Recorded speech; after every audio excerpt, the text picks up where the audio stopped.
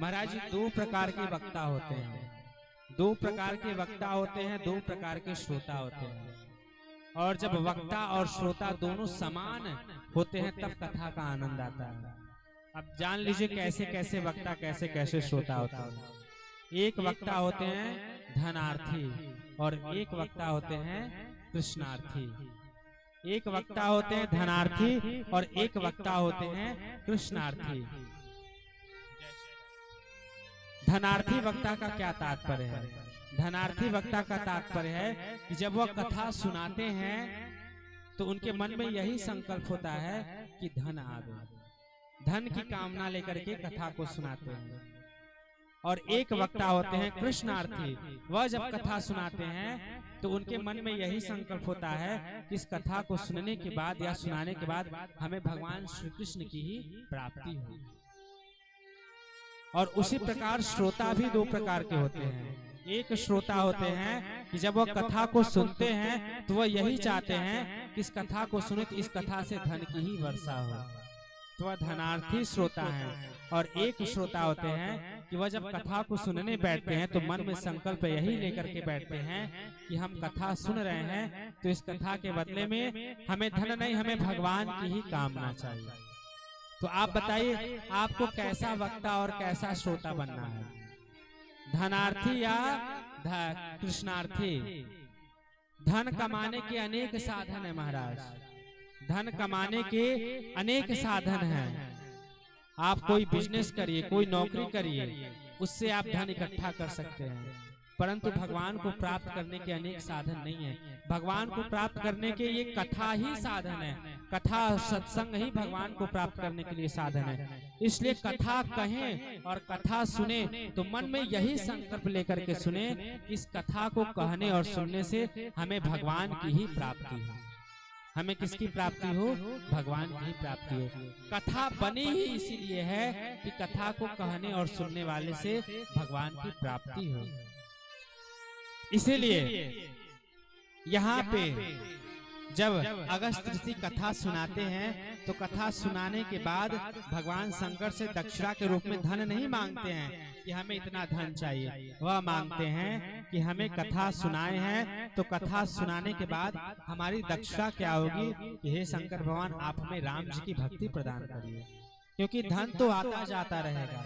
अरे कई जन्मों से धन तो ही इकट्ठा करते आ रहे हैं, परंतु राम जी की भक्ति हमें बार बार नहीं मिलेगी, तो हमें राम जी की भक्ति प्रदान करिए।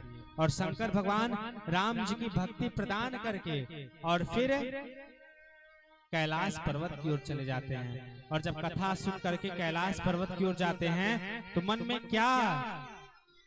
क्या संकल्प करते हैं कि ते ही अवसर भंजन मही भारा, ते ही अवसर भंजन मही भारा, हरि रघुवंश लीन अवतारा, हरि रघुवंश लीन अवतारा, पिता बचन तज राजोदासी, पिता बचन तज राजोदासी,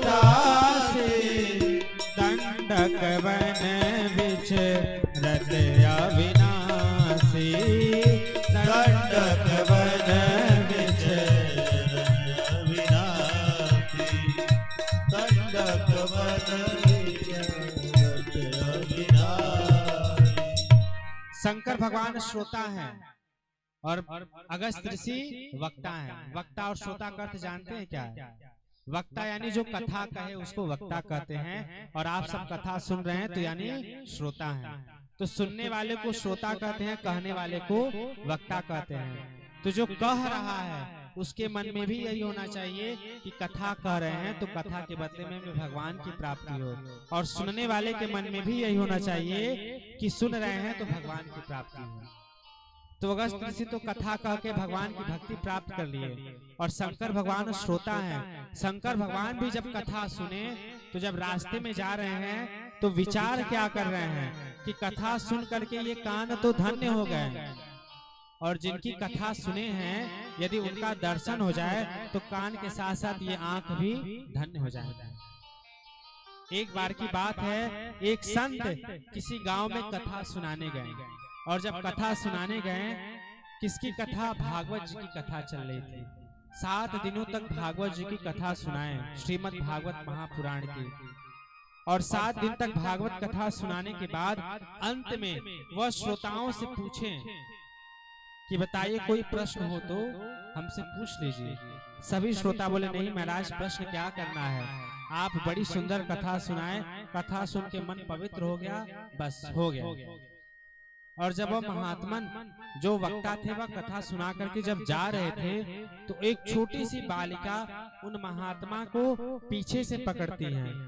और जब महात्मा पीछे मुड़ के देखते हैं तो वह देखते हैं कि वह बालिका जो है वह रो रही है, और रोते हुए क्या कर रही है कि महाराज आप जिनकी कथा सुनाए हैं उनका दर्शन हमें कब होगा, उनका दर्शन हमें कब होगा, वह हमें कहाँ मिलेंगे।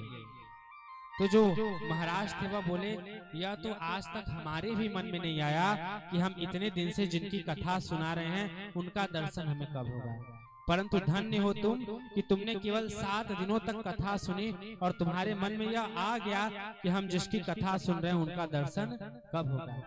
और सच्ची बात आपको बतावें, कथा सुनने के बाद आपके भी मन में यदि आ जाए कि हमें भगवान का दर्शन कब होगा, तो समझिए कथा सुनने का लाभ आपको मिल गया। और वह बच्ची कोई और नहीं थी, वह छोटी सी बच्ची मीराबाई थी।